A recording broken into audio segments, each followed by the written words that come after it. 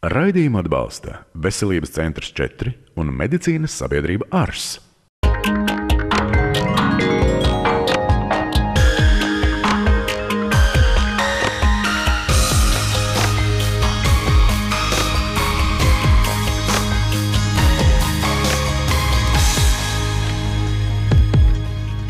Lai arī hemorīdi ilgu laiku tika uzskatīti par vīriešu jeb šoferu kaiti, par hemorīdiem kā problēmu sāk domāt un runāt arī sievietes, paliekot stāvoklī. Bet šī liksta var piemeklēt pat arī bērnus. Statistikas dati liecina, ka no hemoroīdiem vairāk cieši vīrieši, bet kopumā ar šo problēmu dažādos savas dzīves periodos sastopās 50% cilvēku. Mūsu šīsdienas studijas eksperti – dakteris Jānis Dūmiņš, medicīnas sabiedrības ARS ķirurgs, specializējies vēdera dobumu ķirurģijā, proktoloģijā, veic resnās un taisnās zarnas slimību diagnostiku, medikamentozu un ķirurģisku ārstēšanu, pielieto mazinvazīvas metodas hemoroīdu slimības un taisnās zarnas plīsumu gadījumos. Daktare Inga Melnbārde Gorkuša, medicīnas sabiedrības ARS un Paula Stradiņa Klīniskās universitātes slimnīcas ambulatorās ķirurģijas centra ķirurģe, proktoloģe, Rīgas Stradiņa universitātes onkoloģijas institūta pētniece, ir specializējusies resnās un taisnās zarnas slimību diagnostikā, medikamentozā un ķirurģiskā ārstēšanā, veic taisnās zarnas mazinvazīvas ķirurģiskās operācijas, hemoroīdu, plīsumu un citos proktoloģiskajos gadījumos. Dakteris Andrejs Vanaks, medicīnas sabiedrības ARS un Paula Stradiņa Klīniskās universitātes slimnīcas vispārējās ķirurģijas centra ķirurgs, ir Rīgas Stradiņa universitātes ķirurģijas katedras lektors, specializējies vēdera dobumu ķirurģijā, veic vēdera pēcoperācijas, cirkšņa, nabas baltās līnijas trūča operācijas, proktoloģiskās operācijas, veic intravenozās pieejas, portu implantācijas, resnās un taisnās zarnas vēža ķirurģiju, mazinvazīvu laparoskopiskā vēdera dobumu ķirurģiju. Šodien runāsim par kādu ļoti delikātu jautājumu, par ko tik bieži nemaz nerunājam. Tie ir hemoroīdi. Hemoroīdi parasti tiek raksturoti kā labi apasiņota audus pilventiņa, kurā atrodas taisnās zarnas izejas daļā, un tiem ir noteiktas funkcijas. Par slimību liecina tas, ja pacientam ir kādas sūdzības, vai arī ārsts konstatē šīs slimības pazīmes.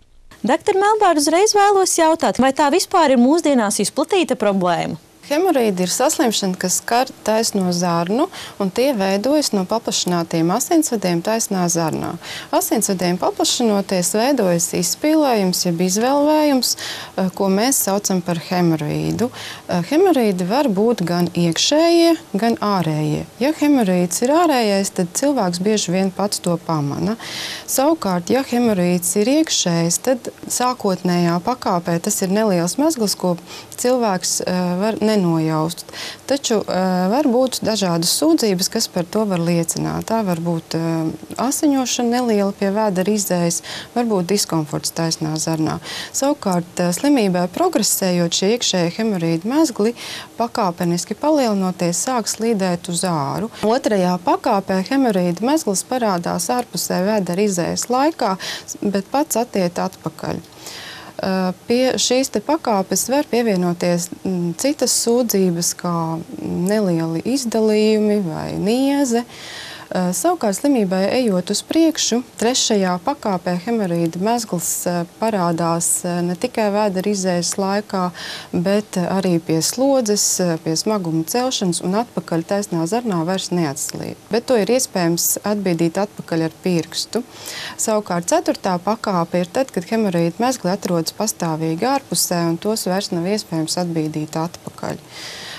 Šis iedalījums pakāpēs ir ļoti nosacīts, jo var būt arī situācija, ka hemoroīdi jau no paša sākuma veidojas kā ārējie mezgli un pacientam nemaz nav iekšēji hemoroīdu mezgli. Tāpat arī sūdzības dažādām pakāpēm var būt dažādas. Piemēram, var būt ļoti izteikti ārēji hemorīdu mezgli, kas ir bez asiņošanas, bet ir vairāk kā kosmētisks defekts, kas apgrūtina higiēnu. Tāpat var būt nelieli iekšēji mezgli, kas savukārt norit ar izteiktu asiņošanu. Viena no pirmajām pazīmēm hemorīdu klātbūtnē ir diskomforta sajūta taisnajā zarnas rajonā, kas var pastiprināties līdz sāpēm vēdera izejas laikā. Arī nieze taisnās zarnas lejas daļā un pat asiņojoša vēdera izeja.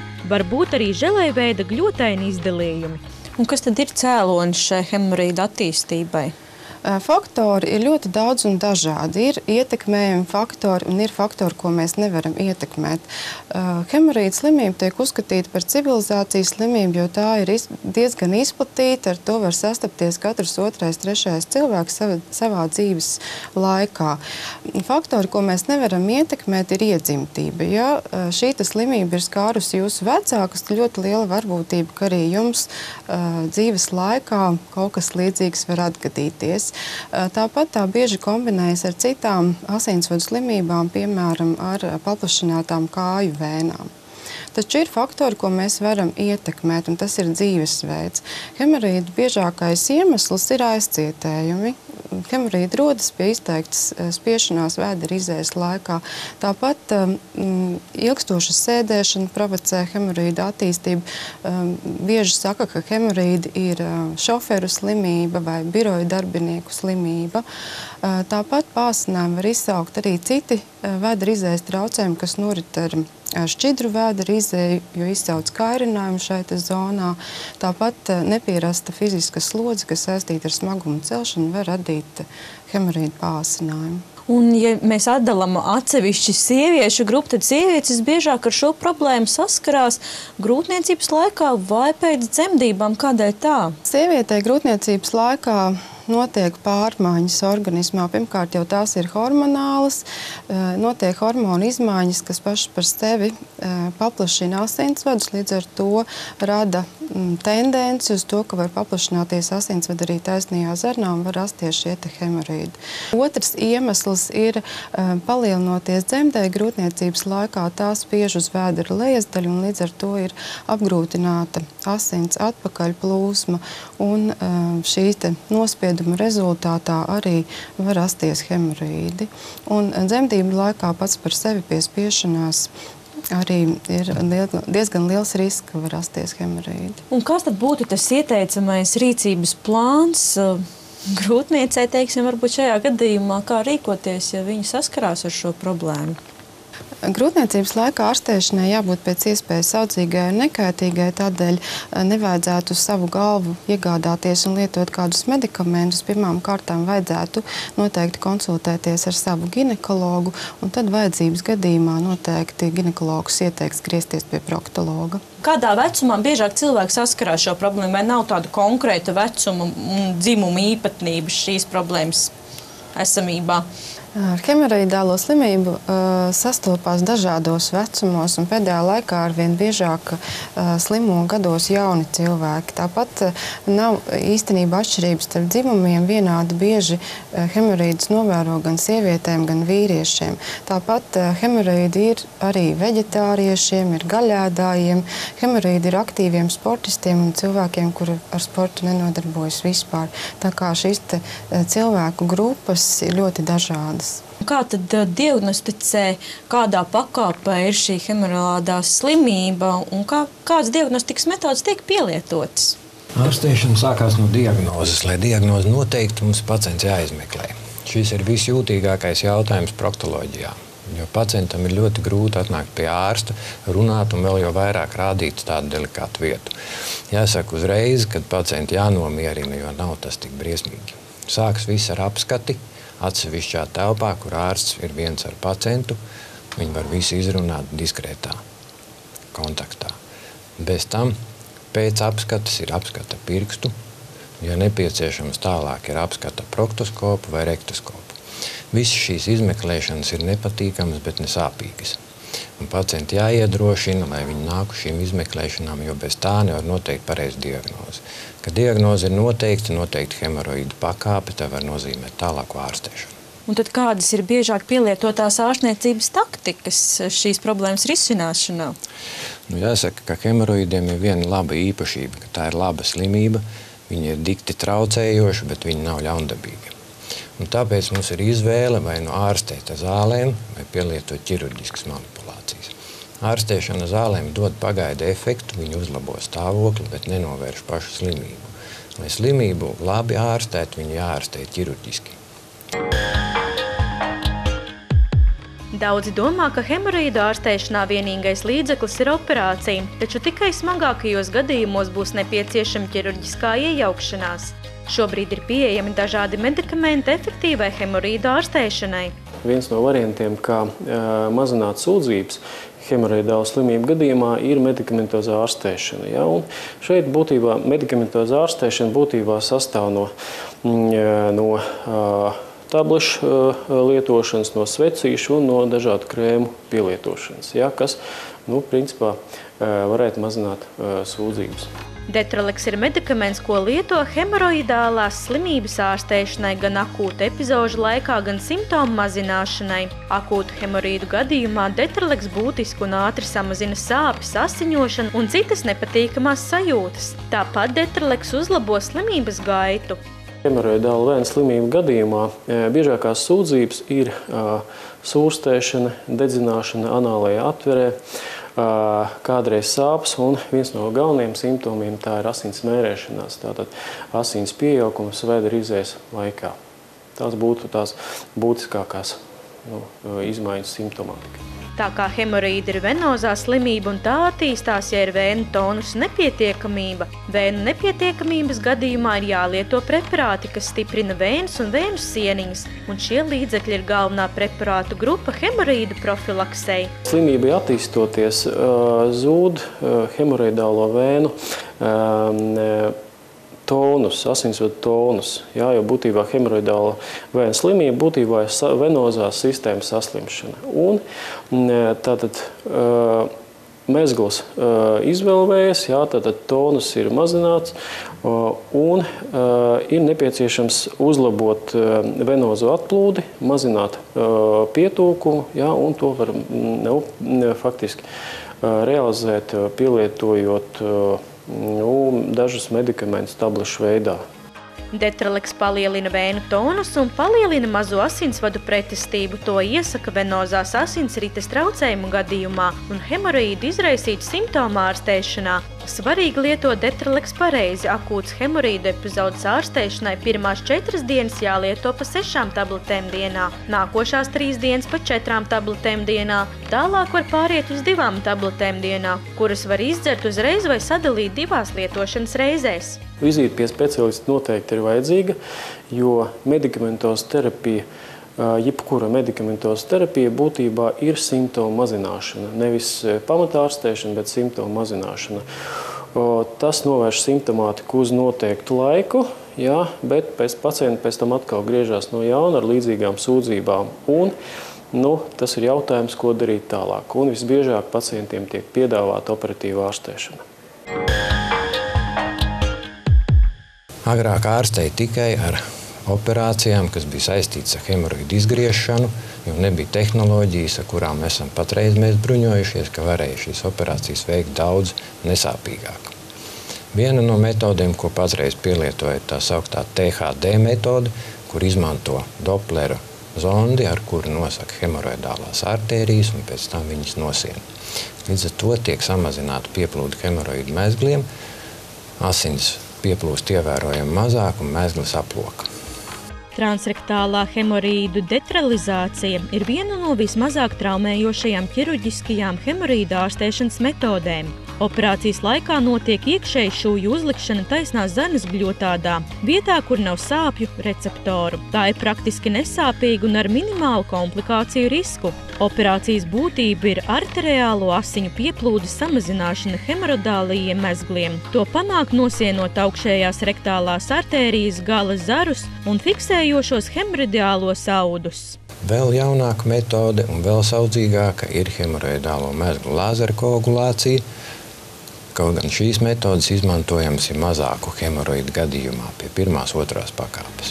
Savukārt, izmantojot LHP lāzeru tehnoloģiju, kas paredzēta sarežģītāku hemoroidālo problēmu risināšanai, hemoroidālijā mezglā tiek iedurta lāzera adatiņa un veikta piededzināšana, kuras rezultātā mezgls saplok. Ir ļoti precīzi aprēķināt, cik liela enerģija vajadzīga šim nolūkam, lai nebojātu slēdzēju muskuli vai taisnās zarnas gļotādu. LHP operāciju biežāk rekomendē otrās pakāpes hemoroidālijai slimībai ar izteiktu mezglu izkrišanu. Pie lieliem hemoroidiem, pie 3., pie 4. pakāpes operācijas jau ir smagākas, ir longa operācija, kur izmanto mehānisku šuvēju, kur tiek izgriezti hemoroidi kopā ar nelielu zarnas daļu. Kāpēc ir svarīgi doties pie ārsta un risināt šo problēmu? Kas var notikt, ja ilgstoši mēģina sadzīvot ar šo problēmu kā hemoroīds? Izdevīgi nākt pie ārsta pēc iespējas ātrāk, jo hemoroīds ātrāk sāk ārstēt, jo ārstēšana nesāpīgāka. Kamēr ir hemoroīdi 1., 2. pakāpē, var izmantot šīs saudzīgās operācijas metodas, un pacients ātri atgriežas darbā pēc operācijas. Tikko hemoroīdi kļuvuši lielāki un sāk izkrist no taisnās zarnas, jāpielieto jau daudz sāpīgākas un daudz grūtāk panesamas operācijas. Tad rodas jautājums, kā tad notiek šīs operācijas? Ar ko cilvēkam ir jārēķinās, ka viņš ir ilgstoši izslēgts no ierastā darbas ritma? Saudzējošās proktoloģiskās operācijas ir veicams dienas stacionārā. Tas nozīmē, ka cilvēkam jārezervē ir 1 diena, kur viņš pavadīs stacionārā no rīta līdz pusdienlaikam, atkarībā no tā, kā viņš atkopjās pēcoperācijas periodā. Operācija notiek spinālā narkozē, lai pacients nejustu sāpes un diskomfortu, un ir jābūt stacionārā tik ilgi, kamēr beidzās šīs narkozes iedarbība. Un vēl viens jautājums, vai ir īpaši priekšnosacījumi, kā cilvēkam ir jāsagatavojās vizītei pie proktologa? Pirmā vizītē pie proktologa cilvēks var negatavoties. Jā, jo sagatavošanos vislabāk izstāstīs ārsts. Viņš nāk 2. reizi pie ārsta, viņš var sagatavot zarnu ar atsevišķām mikroklizmām, bet nav jādzer caurreiz līdzekļi veselu dienu, kā tas bieži tiek baidīts pacients pirms proktologa apmeklējuma. Noteikti mūsu skatītāji, par cik, kā jūs jau teicāt, viņi grūti saņemās šīs problēmas risināšanai un došanai pie ārsta, noteikti mēģina sākotnēji dažādas tautas medicīnas metodas. Vai tas palīdz, vai kā jūs kā ārsts no savas pieredzes varētu to komentēt? Tautas medicīnas metodas palīdz un katram palīdz nedaudz savādāk. Ja nav skaidrs pacientam, kas viņam ir pa slimību, ar tautas medicīnu nevajadzētu aizrauties. Jā, jo hemoroīdiem ir ļoti līdzīgas sūdzības, kā varētu būt arī pie ļaundabīga audzējiem. Un ja nav izmeklēta zarna un tiek nozīmēta kāda tautas metode vai tiek pielietot pašrocīgi, var nokavēt to brīdi, kad hemoroīdi vairs nav hemoroīdi vai tajā vietā ir kāds cits ļaundabīgs process, kurš būtu jārastē pavisam citādi. Kā jau doktors pieminēja, kad šie simptomi nereti ļoti līdzīgi šai onkoloģiskajai baisajai diagnozei kā kolorektālais vēzis. Kādēļ tā? Jā, hemoroidāla vēja slimība nav vienīgā saslimšana taisnajā zarnā. Vēl izdala veselu virkni dažādu citu saslimšanu, tajā skaitā arī taisnā zarnas vēzi, kuras simptomātika ir līdzīga kā hemoroidāla vēja slimībai. Vēl bez hemoroīdiem var minēt, ka var attīstīties akūts vai hronisks anālās atveres gļotāts plīsumi, mēs būtu polipi taisnajā zarnā, kas arī var simulēt līdzīgu simptomātiku, un arī taisnā zarnas vēzis, kas arī var dot līdzīgu asins mērēšanos, sāpes un izdalījums no anālās atveres. Kā jūs jau pieminējāt vēl šīs divas problēmu lietas, kā viņas risina arī? Vai ķirurģija ir vienīgā ārstniecības metode arī šajā gadījumā?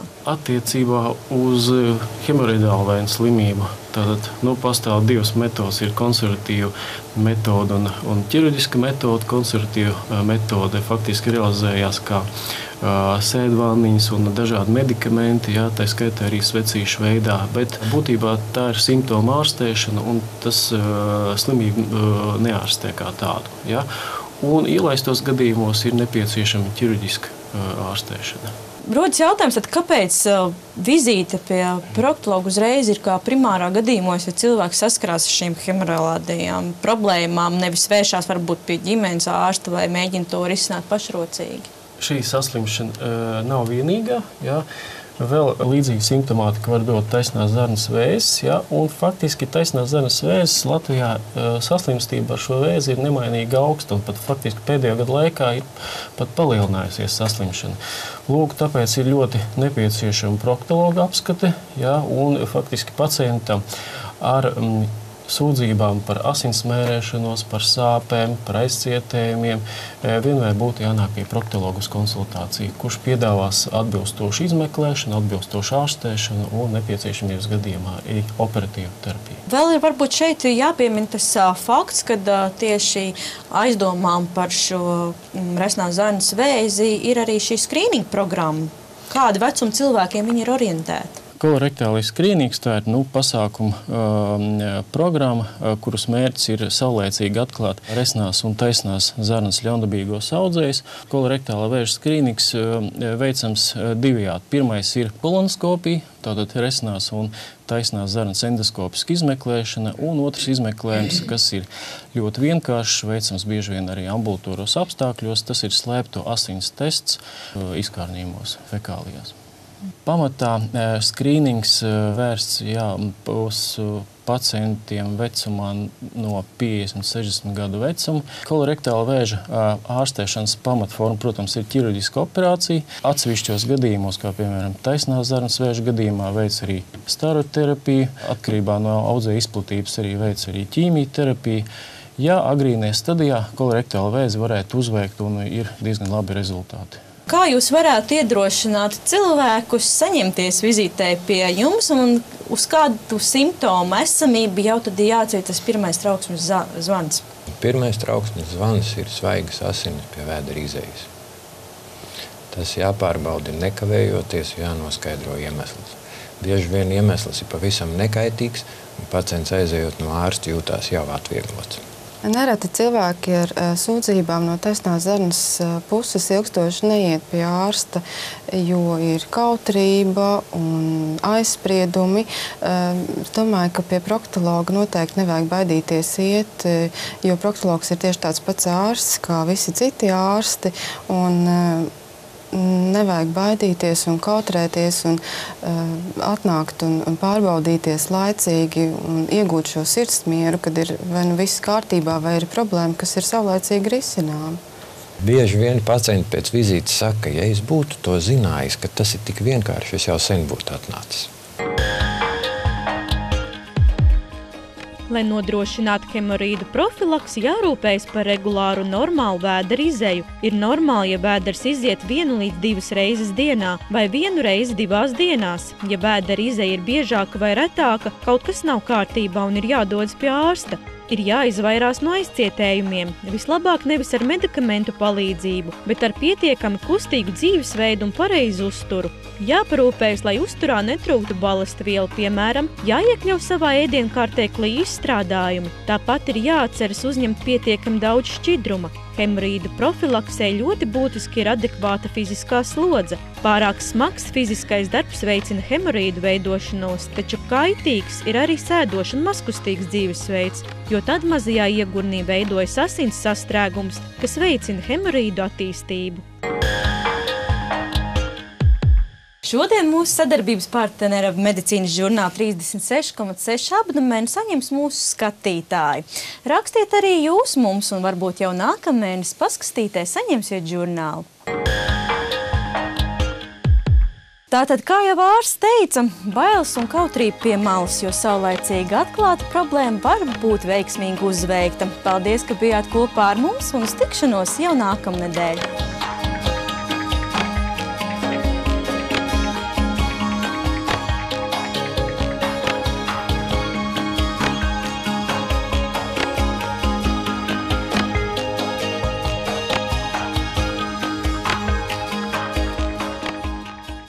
Raidījumu atbalsta Veselības centrs 4 un medicīnas sabiedrība ARS.